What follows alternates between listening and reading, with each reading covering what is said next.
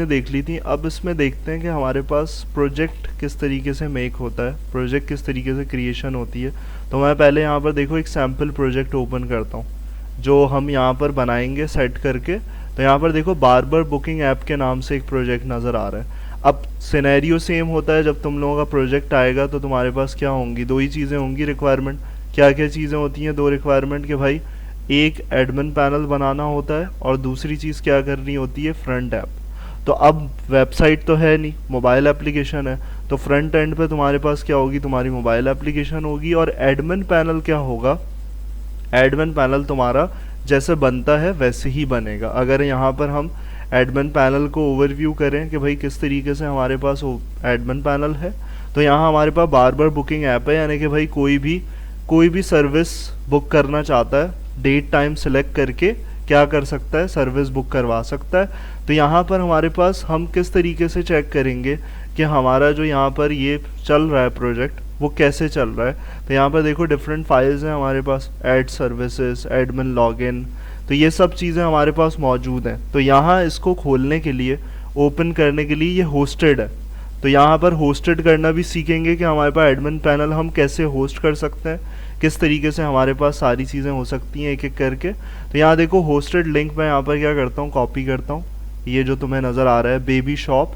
3EB11, और इसको यहाँ कॉपी करके मैं क्या करता हूँ, गूगल पे ला के पेस्ट कर देता हूँ।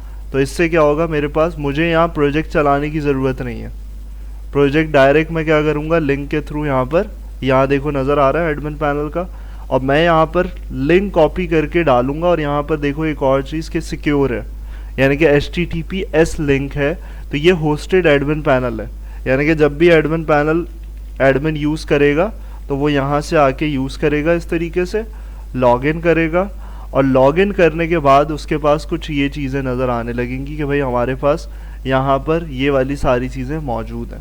सही, तो इस तरीके से ओवरव्यू होगा, यानी कि एडमिन कभी भी मोबाइल एप्लीकेशन पे यूज़ नहीं करेगा। हाँ, उसकी चॉइस है कि वो मोबाइल पे भी खोल सकता है, इसको रिस्पॉन्सिव है। तो यहाँ पर अगर हम इसको ऐसे करेंगे तो मोबाइल पे भी उसका व्यू सही आएगा। बात समझ में आ रही है? मोबाइल पे भी हमारे पास सेम सिनेरियो नज़र आएगा कि हमारे पास सारी चीज़ें सेम इसी तरीके से चल रही होंगी। क्लियर है? तो ये वाली चीज़ हमारे पास क्या है कि हमारे पास इस तरीके से सारी चीज़ें, पैटर्न जो है वो हमारा चल रहा होगा, नज़र आ रहा होगा।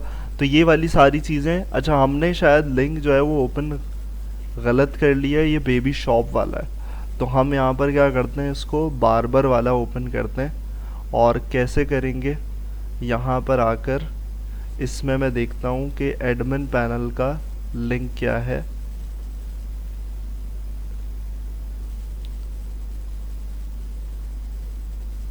यहाँ से देखो ये वाली चीज़ है, इसको मैं ओपन करता हूँ और यहाँ पे लाके पेस्ट करता हूँ इसी लिंक पे। डिज़ाइन हमारे पास सेम होगा, इसी तरीके से सारी चीज़ें होंगी। तो अब देखो ये दूसरा आ जाएगा, सेम डिज़ाइन नज़र आ रहा है क्योंकि सेम थीम यूज़ करी हुई है। तो इस तरीके से देखो हमारे पास क्या क्या होगा, यहाँ पर व्यू बुकिंग्स होंगी, यानी कि देखो सर्विसेज क्या है, फेशियल है, शेविंग हो सकती है बार्बर में, कटिंग हो सकती है, किड्स ईयर कटिंग हो सकती है, बेयर ट्रिमिंग हो सकती है, फेशियल, डेट आ रही है कि भाई कब किस टाइम पे किस डेट पे बुक किया है, किसने बुक किया है, और उसके बाद टाइम आ रहा है, यानी कि ये बुकिंग हो गई है। तो सिंपल सी ऐप है सिनेरियो समझने के लिए कि भाई एडमिन पैनल पे क्या इन्फॉर्मेशन आएगी और एडमिन क्या करेगा, डन करेगा, यानी कि भाई कंफर्म हो गया कि भाई ये इन्फॉर्म करके ये सारी चीज़ें हो जाएंगी। हाँ, यहाँ से क्या हो सकती है, ऐड सर्विसेज हो सकती हैं। क्या मतलब कि भाई कोई भी सर्विस ऐड करनी है, सर्विस का नाम दिया, मिसाल के तौर पर मैं दोबारा रिपीट कर दूँ, फेशियल है, सर्विस की प्राइस है, तो सर्विस की प्राइस मैंने 600 रख दी। और इमेजेस के लिए देखो यहाँ पर क्या है, यहाँ पर एक एरिया दिया हुआ है सिलेक्टेड डिज़ाइन में कि हम यहाँ से पिक इमेज करवाएं और यहाँ पर इमेज को ऐड करवा दें। अभी सर्विस की नहीं है तो मैं यहाँ पर देखो ऐसे ऐड करवा, तो देखो इमेज कैसे आ रही है, इमेज इस तरीके से आ रही है। अगर मैं जूम करके दिखाऊं तो यहाँ पर देखो क्रॉस आ रहा है, यानी कि मैं इसको क्या कर सकता हूँ, रिमूव कर सकता हूँ, और रिमूव करवा कर मैं मल्टीपल यहाँ पर और भी इमेजेस डाल सकता हूँ। मैंने यहाँ पर एक और ऐड करी तो बराबर में देखो क्या हुई, यानी कि मल्टी इमेजेस ऐड हो रही हैं। और मैं चाहूँ तो, मैंने गलत कर दिया तो मैं रिमूव कर दूँ, एक ही इमेज ऐड करके यहाँ पर मैं क्या करूँ, ऐड सर्विस कर दूँ। तो यहाँ देखो पॉपअप आ गया, सर्विस एडेड सक्सेसफुली। क्लियर। और यहाँ आ जाएंगे हम, व्यू सर्विस देख लेंगे तो हमारे पास देखो क्या आ रही हैं, यही मोबाइल एप्लीकेशन में नज़र आएंगी। यानी कि यूज़र जो है मोबाइल ऐप यूज़ करने वाला, ये देखेगा वही फैशन है, 1000 रुपये प्राइस है, इसको मुझे बुकिंग करनी है, तो यही है बेयर्ड ट्रिमिंग। देखो पिक्चर नज़र आ रही है, ये अब अभी इजाफी लग रहा है हमें क्योंकि ये पिक्चर सही नहीं है, तो मैं इसको यहाँ से क्या करूँ, डिलीट कर दूँ, यानी कि ये उसको भी नज़र ना आए मोबाइल ऐप में। बात समझ में आ रही है। तो सिंपल सा एडमिन पैनल का सिनेरियो है और डैशबोर्ड में फ़िलहाल अभी कुछ नहीं है। तो यहाँ इस तरीके से हमारे पास जब मोबाइल एप्लीकेशन बनाई जाती है तो फ्लटर पे भी एडमिन पैनल हमारी वेबसाइट के तरीके से बन सकता है। बात समझ में आ रही है। समझाने का मकसद ये कोई PHP और उस पर नहीं बना हुआ है, ये फ्लटर पे ही बना हुआ है, फ्लटर पे ही होस्ट हुआ हुआ है। बात समझ में आ रही है। तो ये और क्यों है, क्योंकि एडमिन जो है वो फीजिबल किस में होता है, बड़ी स्क्रीन पे, क्योंकि उसको मैनेज करनी होती हैं चीज़ें, वो मोबाइल ऐप पे नहीं कर सकता काम।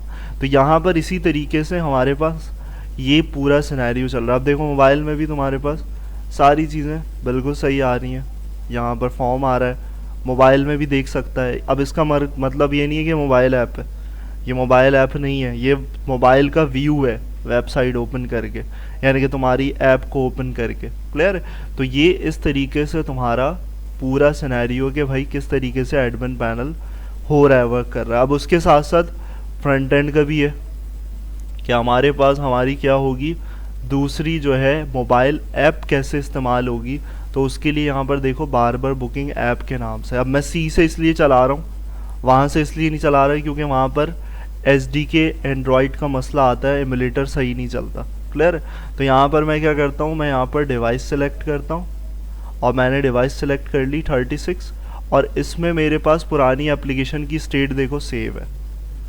क्या आ रहा है मेरे पास, साइन इन, यानी कि यूज़र क्या करेगा, एप्लीकेशन पे साइन इन करेगा। और साइन इन कब करेगा, जब हमारे पास क्या हो, जब हमारे पास इंफॉर्मेशन पहले से डेटाबेस के अंदर एग्जिस्ट करती हो।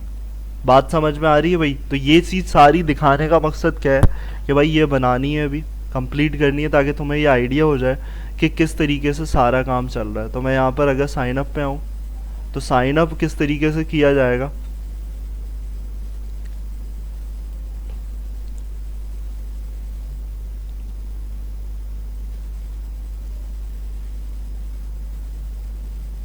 इसको एक काम करते हैं हम, मिनिमाइज करके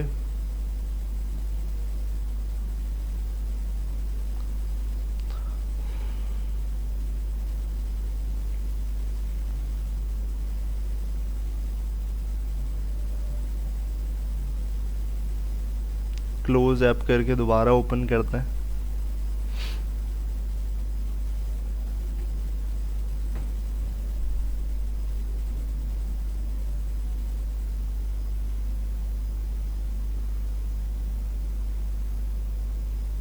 स्प्लैश स्क्रीन इस तरीके से आई हमारी। उसके बाद हमारा साइन इन का पैटर्न आया और यहाँ पर आकर हम यूज़र अगर है साइन अप करना चाहता है तो उसके बाद ये चीज़ है कि भाई प्रोफाइल इमेज डालनी है, पासवर्ड डालना है, नेम डालना है। तो हम सारी चीज़ें क्या करेंगे, यहाँ पर रजिस्टर्ड करेंगे इस तरीके से कि भाई मेरे पास यहाँ पर यूज़र ऐसे रजिस्टर्ड हो रहा है और यहाँ पर सारी इन्फॉर्मेशन इस तरीके से सिलेक्ट कर रहा है और पासवर्ड यहाँ पर डल गया। और पिक प्रोफाइल इमेजेस में अब मुझे ये विंडोज़ पे लेकर नहीं जाएगा, ये कहाँ देखेगा, ये मोबाइल के अंदर देखेगा, एमुलेटर के अंदर।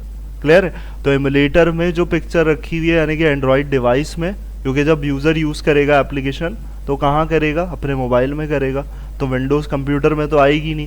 तो ये देखो यहाँ खोल के आ रहा है, ये अपने विंडोज़ उसी के अंदर वाली जगह को खोल रहा है, यानी कि वहाँ की पिक्चर को निकाल रहा है। अब ये पिक्चर डली हुई है यहीं से, इसका तरीका होता है उसको भी देखेंगे। फ़िलहाल अभी यहाँ पर क्या हुआ है, यहाँ पर पिक्चर सेलेक्ट करी और पिक्चर देखो यहाँ पर इस तरीके से आ गई। और यहाँ क्या कर दिया हमने, साइन अप किया। साइन अप में चेक करेगा कि ईमेल एग्जिस्ट तो नहीं करती, अगर नहीं करेगी तो रजिस्टर्ड सक्सेसफुली। और देन यहाँ पर हमारे पास हम दोबारा ईमेल से क्या कर लेंगे, साइन इन कर लेंगे और ये सक्सेसफुली क्या हो जाएगा, साइन इन करके हमें ले जाएगा एप्लीकेशन के अंदर और यहाँ पर जब पासवर्ड शायद गलत हो रहा है, दोबारा डाल देते हैं।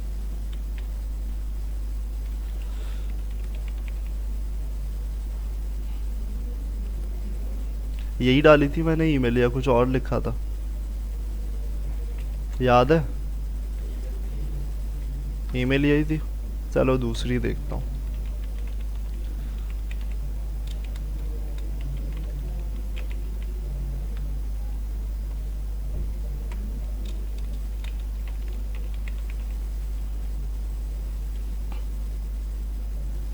तो देखो हमारे पास कुछ इस तरीके से ओवरव्यू आ जाए। जो हमने एडमिन पैनल पे सर्विसेज ऐड करी हुई वही आ रही है, वही सारी आ रही है जो हमने एडमिन पैनल पे देखी थी अभी, तो वही फैच हो रहा है। दोनों एक ही डेटाबेस से कनेक्टेड है।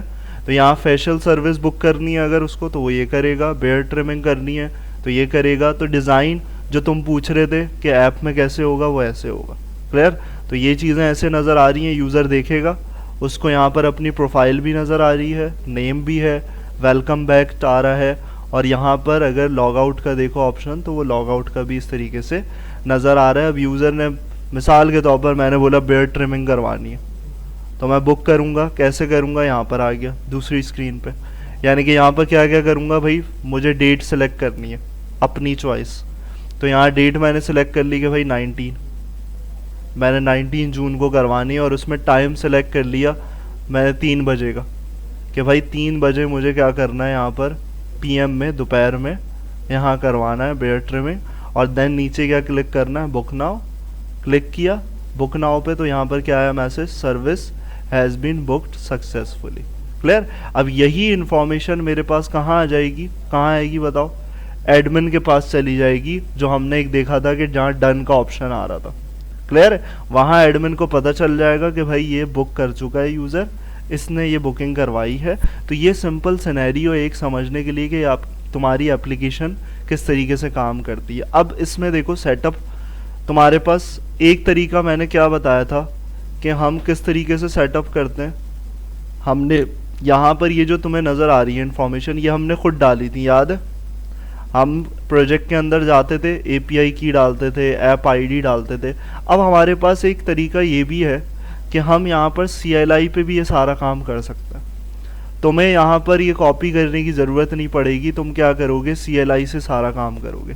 तो उसके लिए हमारे पास एक पैटर्न है। क्या पैटर्न है? उसके लिए हमें कुछ इस तरीके से काम करना पड़ेगा। एक एक करके देखते हैं इसको। सबसे पहली रिक्वायरमेंट क्या है, हमारे पास क्या होना चाहिए, Node.js।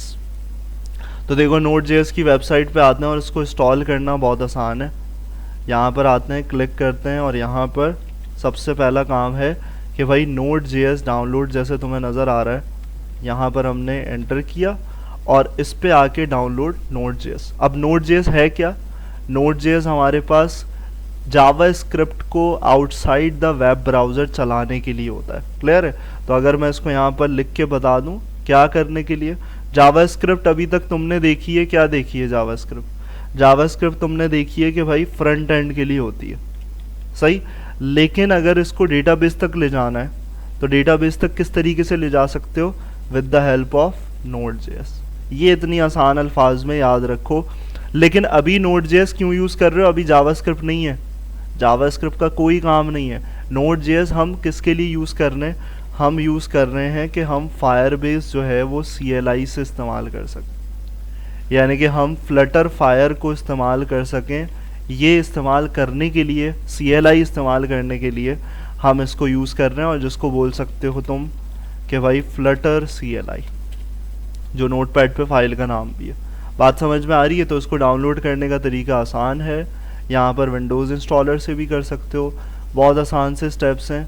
और यहाँ देखो वर्जन आ रहा है कौन सा, LTS, लॉन्ग टर्म सपोर्ट। तो हमेशा इसी वर्जन को इंस्टॉल किया जाता है, करंट कभी भी नहीं करते, क्योंकि करंट LTS नहीं होता। हमेशा जहाँ LTS लिखा है इसका मतलब है उसी को इंस्टॉल किया जाए। अब विंडोज़ इंस्टॉलर MSI करोगे, क्लिक करोगे, यहाँ डाउनलोडिंग स्टार्ट हो जाएगी और इसको आराम से ईजिली क्या कर सकते हो, इंस्टॉल कर सकते हो। मैं अभी यहाँ नहीं कर रहा, इसका आसान स्टेप्स हैं, कोई मुश्किल नहीं है। सिर्फ यहाँ आके तुमने क्या चेक करना है, मैं जब प्रोजेक्ट बनाऊँगा तो Ctrl+Shift+P, न्यू प्रोजेक्ट जैसे बनाते हैं हम, Flutter new project, empty application जो बार बार कर रहे हो, और मैं यहाँ क्या सिलेक्ट करता हूँ, प्रोजेक्ट सिलेक्ट किया जो फोल्डर होता है, और यहाँ क्या नाम दिया एप्लीकेशन का कि भाई हमारे पास प्रोजेक्ट, सही इस तरीके से नाम दे दिया प्रोजेक्ट पे। तो हमारे पास क्या होगा, ये प्रोजेक्ट वैसे ही जैसे फ्लटर में बनाते हुए आ रहे थे वैसे ही क्रिएट हो जाएगा। हाँ, अब हमें टर्मिनल पे सारा काम करना है। अब समझने का वो है हमारे पास कि हम पैटर्न क्या समझने वाले हैं। हम टर्मिनल से अपने प्रोजेक्ट को कनेक्ट करेंगे और वेब एप्लीकेशन को क्या करेंगे, बिल्ड, यानी कि होस्ट भी कर देंगे डायरेक्ट। क्लियर है? तो यहाँ पूरा पैटर्न है। तो यहाँ देखो सबसे पहले टर्मिनल पे आया मैं, यहाँ पहला काम क्या बोल रहा है, पहला काम तुम्हारे पास क्या है भाई, क्या चेक करें हम कि नोड प्रॉपर्ली इंस्टॉल हो गया या नहीं हुआ। तो उसके लिए क्या करेंगे, हम नोड का वर्जन चेक करेंगे। तो हमने क्या किया, नोड -- वर्जन। अब इसका स्क्रीनशॉट लेते रहो क्योंकि याद नहीं रहेंगी ये चीज़ें। स्क्रीनशॉट जैसे जैसे मैं लिखता जा रहा हूँ वो सारी चीज़ें इस तरीके से लेते रहो ताकि तुम्हारे पास ये सारी चीज़ें सेव हों। क्लियर? तो आप देखो नोड वर्जन चेक कर लिया, मेरे पास देखो पुराना वर्जन है, कौन सा है, 20.16। क्लियर है? और यहाँ पर भी ध्यान रखो, अगर टाइम निकल रहा है तो यहाँ पर इस तरीके से फाइल से करते रहना फिर। तो यहाँ देखो नोड वर्जन हो गया। अब अगली चीज़ देखो, नोड के साथ क्या आती है, npm वर्जन, यानी कि ऊपर लिखा हुआ है नोड पैकेज मैनेजर। ये किस लिए होता है, इसका रीज़न समझ लो कि नोड पैकेज मैनेजर ऐसा पैकेज मैनेजर है जिससे हम कुछ लाइब्रेरीज इंस्टॉल कर सकते हैं। यानी कोई चीज़ रिक्वायर है हमें तो हम किस तरीके से इंस्टॉल करते हैं, हम npm के थ्रू इंस्टॉल करते हैं। तो मैं अगला काम क्या करूँगा, मैं यहाँ पर npm वर्जन चेक करूँगा कि भाई ये सही है। तो देखो मेरे पास आ गया वर्जन 10.8.1। यहाँ तक क्लियर है भाई?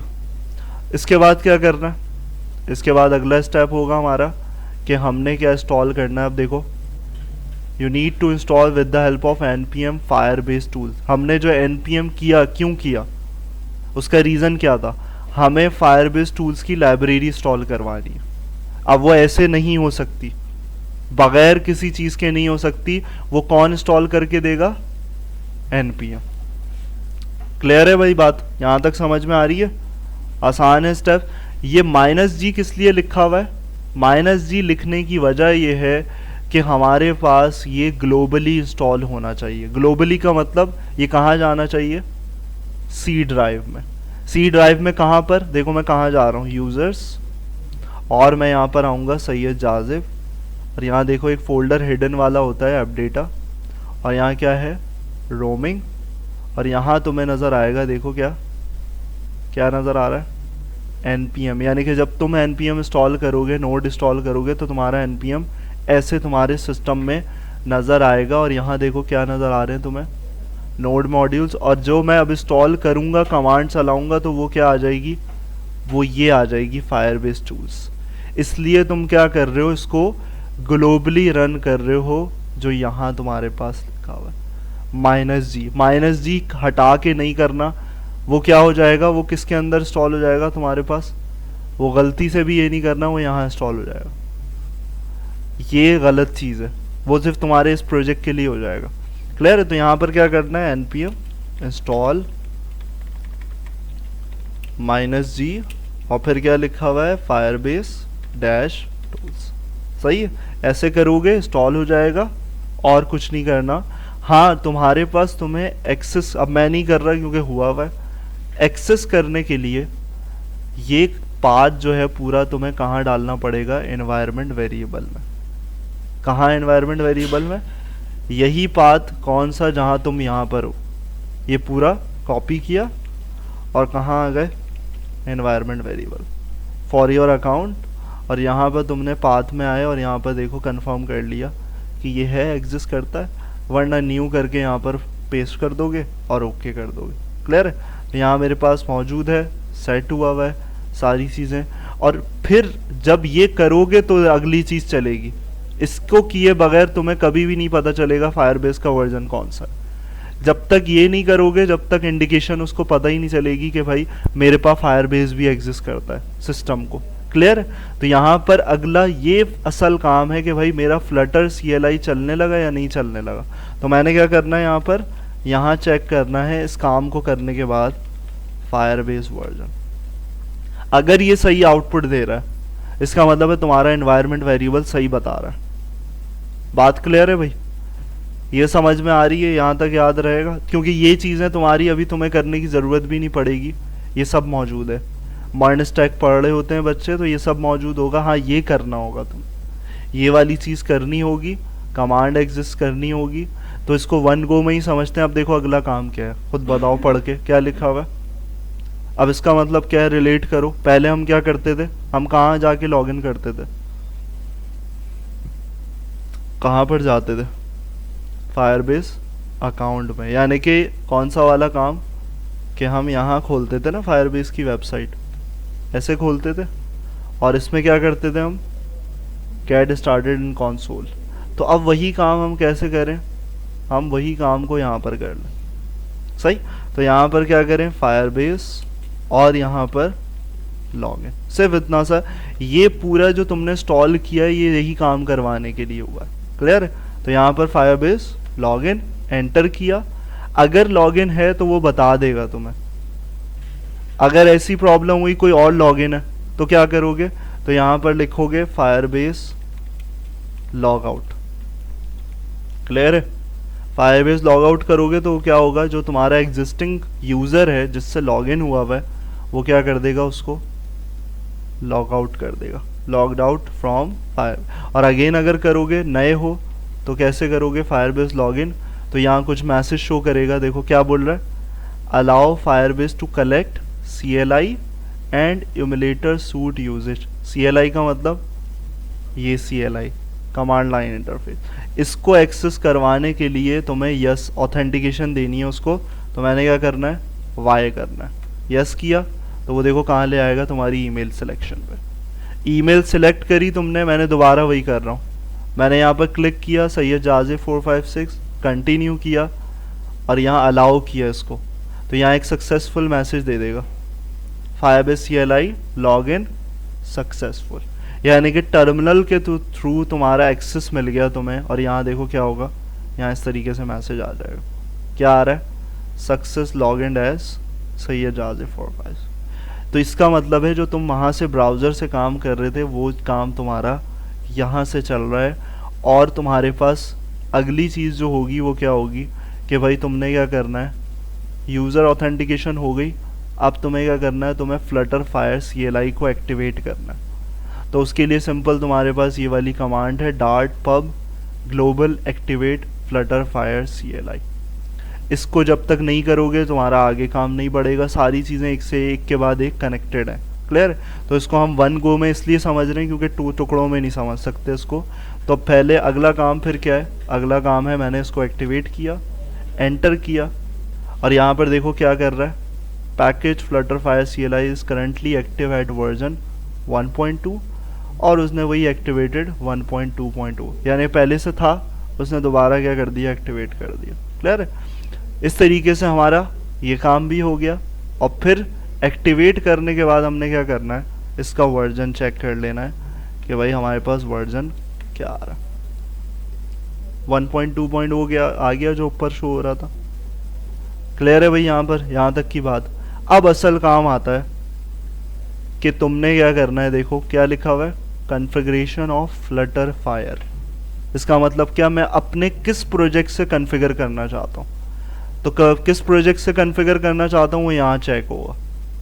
मेरी ईमेल कौन सी लॉगिन हुई हुई है, ये वाली हुई हुई है। तो मुझे इस ईमेल पे देखना है कि मेरा कौन सा प्रोजेक्ट है जिससे मैं कनेक्टेड करना चाहता हूँ। तो मेरे पास एक प्रोजेक्ट बना हुआ है, कौन सा, सैम्पल, ये वाला। तो मैंने यहाँ देख के आ गया कि भाई F1 प्रोजेक्ट है, उसको मुझे क्या करना है, कॉन्फ़िगर करना है।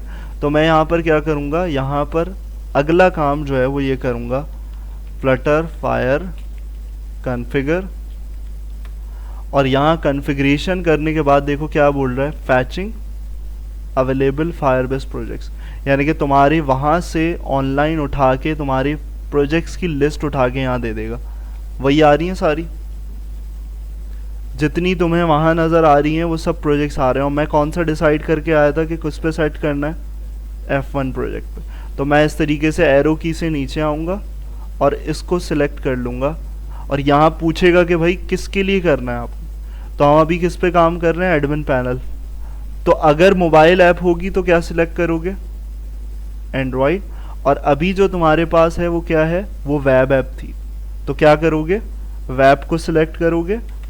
इस तरीके से सिलेक्ट किया, अब ये खुद ही सेटिंग करेगा सारी।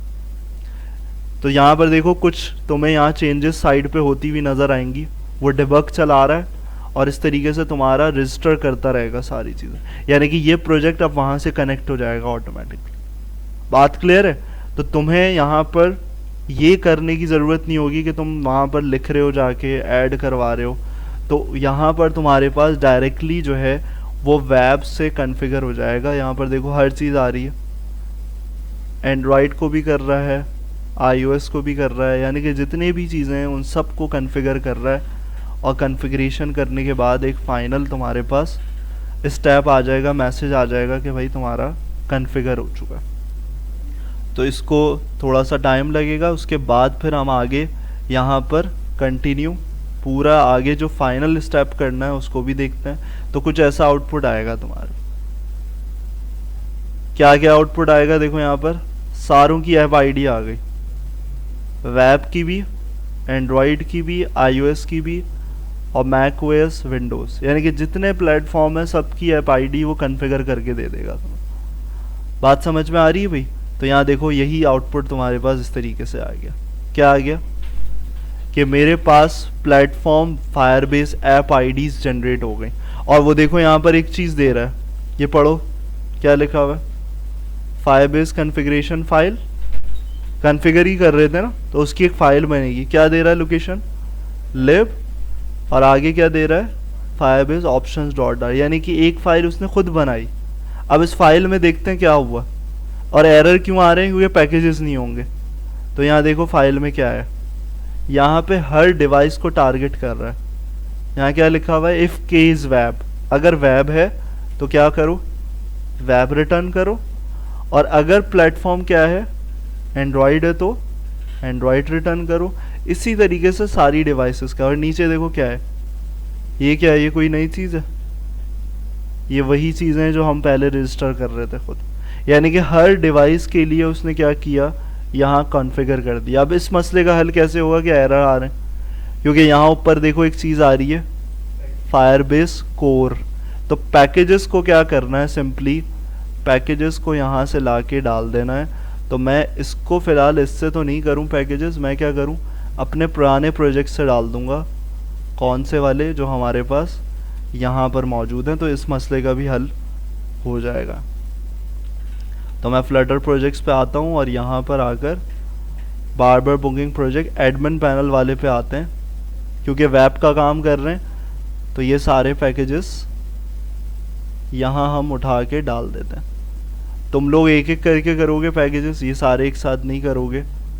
तो यहाँ मैं इसको कॉपी करता हूँ और यहाँ पर लाकर इसको कर देता हूँ पेस्ट।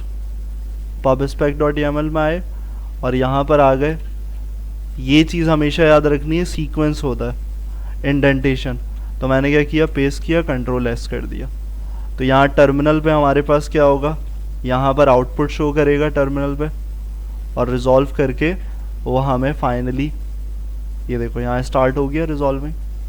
तो जो पैकेजेस इंस्टॉल होंगे सक्सेसफुली, देखो एरर ख़त्म हो गया, यानी कि पैकेजेस इंस्टॉल हो गए, हमारे पास एरर रिमूव हो गया। फिर अगेन टर्मिनल पे आएंगे और फाइनल स्टेप्स होंगे कि हमारे पास कॉन्फ़िगर हो गया। तो अब देखो क्या चीज़ है, ये सबसे इम्पॉर्टेंट चीज़ है। क्या करना है हमें, एक डायरेक्टरी बनानी है, कौन सी, build/web। ये किसके लिए, होस्टिंग के लिए, क्या हमने अपनी एप्लीकेशन को क्या करना है, होस्ट करना है, वेब ऐप को। क्लियर है। तो यहाँ पर देखो क्या करोगे, यहाँ पर तुम्हें सिंपल क्या करना है, फ्लटर बिल्ड वेब। यहाँ क्या होगा, यहाँ एक बिल्ड का फोल्डर बन जाएगा, डायरेक्टरी। तो यहाँ देखो करते हैं हम फ्लटर बिल्ड वेब। तो यहाँ देखो फैचिंग स्टार्ट कर देगा और यहाँ साइड पे तुम्हारे पास लेफ्ट साइड पे तुम्हारा फोल्डर बनता हुआ नज़र आएगा। देखो इजाफा हो गया बिल्ड, और यहाँ क्या आ गया, वेब। यानी कि यहाँ पूरी डिज़ाइनिंग जो तुम्हारे पास लॉन्च होगी ऐप, उसकी सब डिज़ाइनिंग जो है यहाँ पर मेंटेन करके, बूटस्ट्रैप भी आ रही है क्योंकि ऐप की बात हो रही है, वेब ऐप की। तो यहाँ पर सारी चीज़ें वो खुद करेगा, सब कुछ बिल्ड करेगा। और कौन सी फाइल को फोकस कर रहा है, मेन डॉट डॉट, ये वाली फाइल, यानी कि यहाँ से ही स्टार्ट होती है ना हर चीज़।